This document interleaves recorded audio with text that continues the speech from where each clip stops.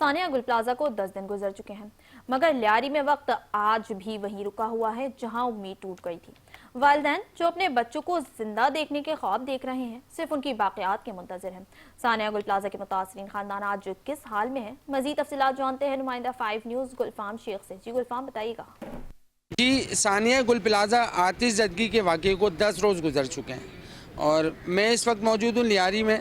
और यहाँ पर एक बच्चा जिसकी उम्र बज़ाहिर 10 साल 12 साल के करीब, हमजा सरफराज, कमाने की गर्ज से गया और अब तक ताहाल लापता है। इनके वालिद सरफराज साहब मौजूद हैं। सरफराज भाई से पूछते हैं, इनके दुख में शरीक होने की कोशिश करते हैं। बड़ा दुख है, बड़ा गम, बहुत बड़ी तकलीफ़ में है। इनसे पूछते हैं क्या मामलात हैं अब तक। मामला जो भी है, सानिया गुल प्लाजा को 10 दिन हो चुके हैं। हम 10 दिन हो चुके हैं, लेकिन हम इसको सानिया नहीं बोलते हैं। जो भी है ये, हम चाहते हैं कि जल्द से जल्द जो ये इन लोगों ने वाक़या किया है उनको गिरफ़्तार करो, इनको सज़ा दो।